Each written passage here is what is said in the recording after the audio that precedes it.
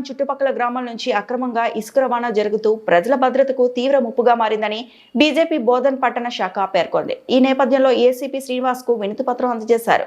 పట్టణ అధ్యక్షులు పసుపులేటి గోపికిషన్ మాట్లాడుతూ నెంబర్ ప్లేట్ లేని ట్రాక్టర్లు, ఆటోలు అధిక లోడుతో మైనర్ల చేత నడపడం వల్ల రోడ్డు ప్రమాదాలు పెరుగుతున్నాయని విమర్శించారు. ఇటీవల సాలూరా కల్లూర్కి మార్గంలో జరిగిన ప్రమాదాల్లో 2 మృతి చెందడం పరిస్థితి తీవ్రంగా సూచిస్తుందన్నారు. అక్రమ ఇసుక రవాణాపై రెవెన్యూ రవాణా శాఖల సమన్వయంతో సమగ్ర విచారణ జరిపి బాధ్యులపై కఠిన చర్యలు తీసుకోవాలని డిమాండ్ చేశారు. లేని పక్షంలో జిల్లా కలెక్టర్ సిపి దృష్టికి సమస్యను తీసుకెళ్తామని బీజేపీ నేతలు స్పష్టం చేశారు. ఈ కార్యక్రమంలో బీజేపీ మాజీ పట్టణ అధ్యక్షులు కొలిపాక బాలరాజు, మాజీ మున్సిపల్ ఫ్లోర్ లీడర్ మాసివి వినోద్, పట్టణ ప్రధాన కార్యదర్శులు మిర్జాపురం అరవింద్, రాజులదేవి పవన్ కుమార్, సీనియర్ నాయకులు హన్మడ్లు చారి, కందిగట్ట వాసు, పెరక వెంకటేష్, గుంతా గంగాధర్, పట్టణ ఉపాధ్యక్షులు గాది సందీప్, కార్యదర్శులు గంగుల శ్రీకాంత్, శివరాజ్, బీజేవైఎం పట్టణ అధ్యక్షులు ఏసుగంటి గౌతమ్ గౌడ్, నాయకులు బొడ్డు సురేష్ తదితరులు పాల్గొన్నారు.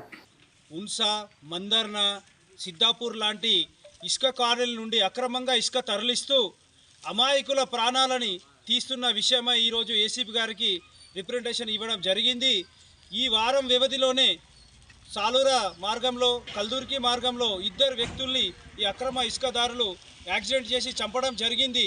వారు మైనర్లు ఉండడం, డ్రైవింగ్ లైసెన్స్ లేకపోవడం మరియు అధిక లోడ్ వేసి అతి వేగంతో వచ్చి మరి అమాయకుల ప్రాణాలు తీస్తూ ఉన్నారు. ఈ అక్రమ ఇసుక దందా నడుపుతుంటే డిపార్ట్మెంట్ ఏం చేస్తుందని మేము ప్రశ్నిస్తూ అలాంటి వారిపై కఠిన చర్యలు తీసుకొని రెవెన్యూ డిపార్ట్మెంట్ కానీ మరియు ఆర్టీఐ డిపార్ట్మెంట్ కానీ పోలీస్ డిపార్ట్మెంట్ కానీ సమన్వయం చేసుకొని ఈ అక్రమ ఇసుకదారుల పని పట్టి వాళ్ళపై కఠిన చర్యలు తీసుకొని మరలా ఇలాంటి ఘటనలు పునరావృతం కాకుండా చూడాలని భారతీయ జనతా పార్టీ బోధన్ పట్టణ శాఖ డిమాండ్ చేస్తూ ఉంది.